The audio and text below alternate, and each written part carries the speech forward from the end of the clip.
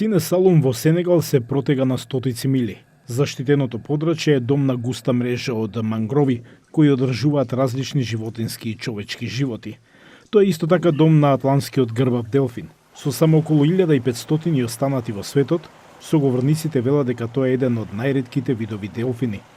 Научниците овде проценуваат дека околу 300 нив живеат во Сине Салум, но тие се соочуваат со бројни закани, вклучително и загадување, како и најпроблематичното заплеткување во најлонски рибарски мрежи. Мрежите се исклучително проблематични, бидејќи се многу цврсти. Кога животните ќе бидат фатени, тие не можат да излезат. Делфините и морските крави, кои ќе бидат фатени во мрежата, се вртат и уште повеќе се заплеткуваат. Рибарските мрежи се прозирни под вода, што го олеснува заробувањето на дивиот свет, како што се екулите, желките и морските птици. Честопати мрежите се губат во морето и продолжуваат да прават проблеми за дивиот свет.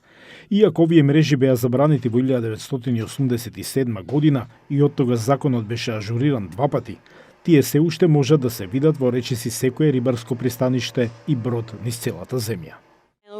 Знаеме дека е нелегално, но тие сепак тоа го користат. Владините агенти како Сам Бананџаe се задолжени за заштита на уникатниот екосистем на Сине Салум. Ако наидеме на некој што користи видови опрема што се забранети во морското заштитено подрачје, тогаш го информираме. Но неодамна додека се снимаше овој прилог, тој и уште еден офицер не превзедоа ништо кога здогледаа неколку чамци што имаа нелегални мрежи. Директорот за морски риболов на Сенегал вели дека забраната се спроведува, но признава дека мрежите се уште се користат. Дури и ако има влијание врз ресурсите, не можам да кажам дека тоа е значително, бидејќи се уште имаме риби.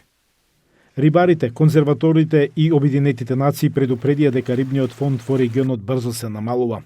Некои граѓани сами ги вадат рибарските мрежи. Родван Ел Али ја предводи иницијативата за отстранување на подводни мрежи за непрофитната група Океаниум со седиште во Дакар.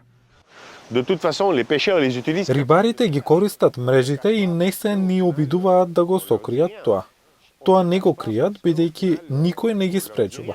Секој може да лови што сака, кога сака и како сака. Се додека властите не успеа да ја спроведат забраната, заштитниците велат дека делфините во Сенегал и другите морски животни ќе продолжат да ја плаќаат цената.